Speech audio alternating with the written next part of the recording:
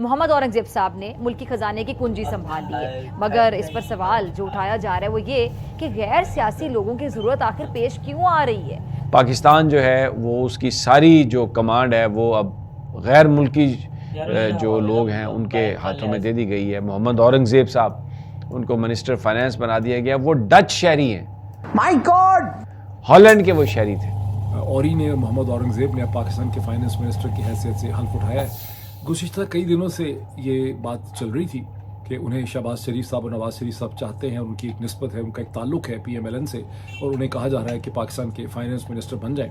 लेकिन मुझे आखिरी वक्त तक उम्मीद थी कि शायद वो इसको रिकन्सिडर करेंगे, शायद वो सोचेंगे कि इसकी इम्प्लीकेशंस जो हैं उनके लिए क्या होंगी, लेकिन ऐसा नहीं हो सका और वो अब फाइनेंस मिनिस्टर का हल्फ उन्होंने उठा लिया। ये बिल्कुल अमरीकी इस वक्त पिट्ठू हैं। मैं अब बता रहा हूँ, ये जो एक हुकूमत इस वक्त आपको नज़र आ रही है ना, ये गुलाम है अमरीका के। आज ये सारे सियासी लीडरान जो आपको नजर आते हैं, जिनके पीछे आप खुद पागल हुए जा रहे हैं, जिनके पीछे उम्मत का बेड़ा गर्क कर दिया, ये खुद भी जहन्नुम में जाएंगे और अपने पीछे चलने वालों को भी जहन्नुम में ले जाकर गिराएंगे। इस उम्मत की सफाई होगी, इस कौम की सफाई होगी, इस निजाम की और इस पाक फौज की भी सफाई होगी। दोस्तों, बाकी वीडियो तरफ जाने से पहले मैं बता दूं कि हमारे जो नए फिनांस मिनिस्टर बने हैं वो पाकिस्तान में एक बैंक है हबीब बैंक लिमिटेड, उनके CEO हैं। उनको फिनांस मिनिस्टर बनाया गया है और वो डच शहरी हैं, डुअल नेशनलिटी रखते हैं, एक पाकिस्तान की और एक डच नेशनलिटी रखते हैं। और कहा जा रहा है कि भाई वो पाकिस्तान की जो इकॉनमी है उसको नैया को पार लगा देंगे। तो अब इस बारे में कितनी हकीकत है, कितनी सच्चाई है कि आने वाले वक्त में क्या वो पाकिस्तान को डिलीवर कर पाएंगे जो उनसे तवक्कुआत की जा रही हैं। तो चलो आप बाकी वीडियो देखें, बाकी बातें बाद में करते हैं। डार साहब जो हैं वो अब, जिनका आखिरी वक्त तक ख्याल था बहुत से लोगों को कि शायद वो फाइनेंस मिनिस्टर बन जाएं, उन पे वैसे पीपल्स पार्टी को बहुत एतराज़ था। दूसरी तरफ खदशा ये भी था कि उनकी जो डीलिंग रही है वो IMF के साथ कोई बहुत खुशगवार नहीं रही। वो IMF के साथ बहुत सख्त बातें करते रहे हैं, IMF की बहुत सी बातें नहीं मानते थे, क्योंकि तजर्बा उनका बहुत ज़्यादा है। जो कोई भी इस वक्त जो लोग हैं इस पूरी कैबिनेट में या इस पूरे सेटअप के अंदर जो लोग हैं उनमें सबसे ज़्यादा अगर IMF को डील करने का किसी का तजर्बा है, कि पाकिस्तान की मईशत को डील करने का तजर्बा है, पाकिस्तान की ब्यूरोक्रेसी को डील करने का तजर्बा है, तो वो जनाब इसाक डार साहब का। बहरहाल अब उनको फाइनेंस मिनिस्टर तो खैर नहीं बने, वो अब पाकिस्तान के फॉरेन मिनिस्टर बन गए हैं, जिसका उनका धेले का भी एक्सपीरियंस नहीं है, ना उन्होंने कभी किसी इससे मिलती जुलती किसी कैपेसिटी के अंदर काम किया है, ना वो कभी डिप्लोमेट रहे हैं, ना उन्होंने इस हवाले से कभी कोई लंबी चौड़ी कमेंट्री की है, ना उन्होंने हो सकता है इस हवाले से कोई किताब पढ़ी हो, ना उन्होंने इस हवाले से कोई कॉलम लिखा है, ना वो कभी एडिटर रहे, कुछ भी नहीं रहे, लेकिन वो अब पाकिस्तान के फॉरेन मिनिस्टर बन गए हैं। इसका मतलब है कि जब उनको फाइनेंस मिनिस्ट्री नहीं दी गई, चूँकि वो नवाज शरीफ साहब के समधी हैं, इसलिए उनको कहीं ना कहीं एकोमोडेट करना था, तो उनको एकोमोडेट भी ऐसा करना था कि उनकी इज़्ज़त और वक़ार में कोई कमी ना आए, इसलिए उनको पाकिस्तान का फॉरेन मिनिस्टर बना दिया गया है। इसका मतलब है कि उन पर तो बहुत मेहरबानी की गई है, लेकिन पाकिस्तान की फॉरेन मिनिस्ट्री जो है उसके बारे में क्या सोचा गया, मेरा ख्याल है उसके बारे में कुछ भी नहीं सोचा गया। सिर्फ यही सोचा गया है कि जनाब इसाक डार साहब की प्रेस्टीज जो है वो ये डिमांड करती है, उनकी अहमियत डिमांड करती है कि उनको कोई बहुत बड़ा ओहदा मिले। तो फॉरेन मिनिस्टर चूँकि बहुत रिस्पेक्टेड पोजीशन होती है, इसलिए उनको पाकिस्तान का फॉरेन मिनिस्टर बना दिया गया। ये और बात है कि फॉरेन मिनिस्ट्री का, डिप्लोमेसी का, दुनिया के मामलात का, दुनिया के हालात जो हैं उसके साथ इसाक डार साहब का कभी भी कोई ताल्लुक जो है वो नहीं रहा। बहरहाल इसाक डार साहब का तो चले जो कुछ भी है, मुझे जो बहुत ज़्यादा इसमें हैरानगी हुई, बहुत ताज्जुब हुआ, बड़ा अफसोस हुआ मुझे, वो कि ख़बर इसकी गर्दिश कर रही थी कि मोहम्मद औरंगज़ेब, जिनको अफेक्शनेटली औरी कहा जाता है, जो हबीब बैंक के प्रेसिडेंट, HBL, हबीब बैंक अब अपने आप को हबीब बैंक नहीं कहता, वो अपने आप को कहता है कि उसका ब्रांड नेम HBL है। तो HBL के प्रेसिडेंट और चीफ एग्जीक्यूटिव जो हैं, बहुत ही प्रेस्टिजियस पोजीशन, और मुझे बहुत था कि शायद वो आखिरी वक्त में फ़ैसला करें कि मुझे ये नहीं करना चाहिए, लेकिन उन्होंने ज्वाइन कर लिया। उनको हलफ उठवा लिया गया।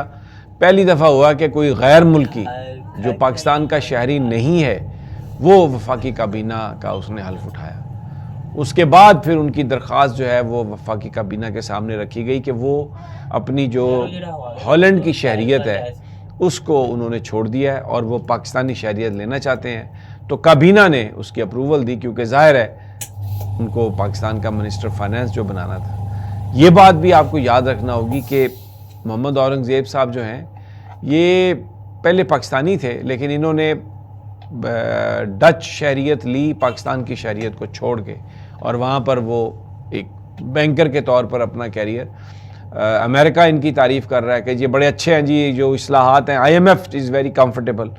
लेकिन मैं सोच रहा था कि जब वो बाकर साहब जो स्टेट बैंक के गवर्नर थे, जब इमरान खान साहब ने उनको लगाया था, तो यही जो नून लीगी हैं, इन्होंने इतनी तनकीद की थी और लेकिन आज मोहम्मद औरंगज़ेब के हवाले से they are very very peaceful और कहते हैं जी बिल्कुल ठीक है। उस माशरे का क्या मुस्तकबिल होगा जहां अच्छे लोग जो अपने इतनी कामयाब हैं वो बुरे लोगों को और बुराई का उनका हिस्सा बन जाते हैं और उसके हवाले से वो कुछ भी नहीं सोचते और अपने आप को कोई ना कोई एक्सप्लेनेशन जो है वो दे देते हैं। मैं ये क्यों कह रहा हूँ, कुछ थोड़ा सा वाकफियत मुझे है मोहम्मद औरंगज़ेब और औली के बैकग्राउंड से, जिन्होंने अमेरिका की इंतहाई प्रेस्टीजियस यूनिवर्सिटी वॉर्टन से MBA करने के बाद अपने बैंकिंग के करियर जो है उसका उन्होंने आगाज़ किया, इस प्रोफेशन का। उनकी ज़िंदगी का आगाज़ जो है वो दुनिया के बहुत बड़े बैंकिंग सिस्टम से, सिटी बैंक से हुआ पाकिस्तान में। कुछ अर्से के बाद यहाँ से वो तशरीफ़ लेके अमेरिका आ गए, जहाँ न्यूयॉर्क में उन्होंने एक और बहुत बड़ा प्रेस्टीजियस बैंकिंग सिस्टम दुनिया का जो ऑर्गेनाइजेशन है ABN AMRO, उसे ज्वाइन किया, डिस्टिंक्शन ज्वाइन किया। उसके बाद वो royal bank of Scotland RBS जो है उसके साथ दुनिया के कुछ और हिस्सों में, एशिया पैसिफिक वगैरह में काम करते रहे। फिर JP मॉर्गन जो दुनिया का बहुत बड़ा फाइनेंशियल इंस्टीट्यूशन है, उसका जो ग्लोबल बैंक है उसके साथ वो एशिया पैसिफिक में उसको उन्होंने हेड किया। फिर HBL ने HBL ने उनको हेड हंट किया, मतलब HBL उनको सर्च किया, उनको लेकर आए पाकिस्तान में। और जो पाकिस्तान का सबसे बड़ा जो बैंकिंग का प्रेस्टीजियस बैंकिंग कम्युनिटी है HBL, उसको उन्होंने हेड किया, उसके प्रेसिडेंट, उसके CEO। और इस पोजीशन में जाहिर है कि कई करोड़ की उनकी महीने की, शायद 2-2.5 करोड़ की उनकी सिर्फ तनख्वाह होती हो, प्रिविलेजेस अपने हैं, पोजीशन अलग है। ये एक ऐसा बैंकिंग सिस्टम है जिसका प्रेसिडेंट फ़ोन उठाता है तो अगले ही घंटे में पाकिस्तान के प्रेसिडेंट, प्राइम मिनिस्टर, किसी से भी उसको बात करनी है, आर्मी चीफ से बात कर सकता है, उसका अपना एक मुकाम है। और ये एक ऐसी कम्युनिटी है HBL जिसमें पाकिस्तान के इंतहाई पढ़े लिखे लोग, मेहनती लोग, पेट्रियाटिक लोग, नेशनलिस्ट लोग, अच्छी ख्वाहिशात रखने वाले लोग जो मेहनत करते हैं सुबह से लेकर शाम तक, वो सब इस कम्युनिटी में सर्व करते हैं। तो इस कम्युनिटी को हेड करना गुज़िश्ता कई बरस से कि कोई छोटा एजाज़ नहीं है, ये कोई छोटी डिस्टिंक्शन नहीं है। इस एजाज़ को छोड़ते हुए जब मोहम्मद औरंगज़ेब औरी जो हैं वो एक क्रिमिनल माफिया की जो हुकूमत है शरीफ जरदारी की, उसको ज्वाइन करते हैं, तो मुझे बड़ा ताज्जुब होता है। जी दोस्तों, हमने बकिया वीडियो देखी। वीडियो में हमने देखा अभी पाकिस्तानी मीडिया पे बैठ के लोग बातें कर रहे हैं कि जी अब ये जो सारी सरकार है ये अमेरिका की ग़ुलाम है, अमेरिका की पिट्ठू है। और जो ज़ैद अहमद उर्फ लाल टोपी हैं, उनकी बातें भी आपने सुनी, आपने उनकी बातों को ज़्यादा सीरियस नहीं लेना। तो बाकी रही बात यह है कि हमारी क्या कहते हैं, हम तो कहते हैं कोई भी हो, जो पाकिस्तानी अवाम है ना वो यही कहती है कोई भी हो पर फ़ायदा पाकिस्तान का हो। पर ऐसा नज़र आता नहीं है, क्योंकि पाकिस्तान एक कहते हैं एक पंचिंग बनी हुई है। एक तरफ से अमेरिका मुक्के मार रहा है, एक तरफ से चाइना मुक्के मार रहा है। पाकिस्तान को समझ नहीं आ रही हम किस तरफ जाएं, क्योंकि पाकिस्तान में अमेरिका का और चाइना का बहुत ज़्यादा इन्फ्लुएंस है और हर टाइम ये खींचातानी लगी रहती है। अमेरिका जो है वो पाकिस्तान से अपने फ़ायदे निकालना चाहता है और जो चाइना है वो अपने फ़ायदे निकालना चाहता है। जैसे आपने देखा पिछले कुछ सालों में जो एक CPEC का सिलसिला शुरू हुआ था, वो CPEC का सिलसिला भी इमरान खान के दौर में वाइंड अप हो गया, उसमें भी मसाइल पैदा हो गया। भी इमरान खान ने कहा भी जो आपने मुआहदे किए हैं जी वो मेरे सामने पेश किए जाएँ, मुझे पता चले तो पाकिस्तान को उसमें क्या फ़ायदा। तो इसलिए आप इस बारे में क्या कहते हैं, अपनी राय का साथ ज़रूर कीजिएगा। मिलते हैं अगली वीडियो में, ख्याल रखिए, बाय बाय।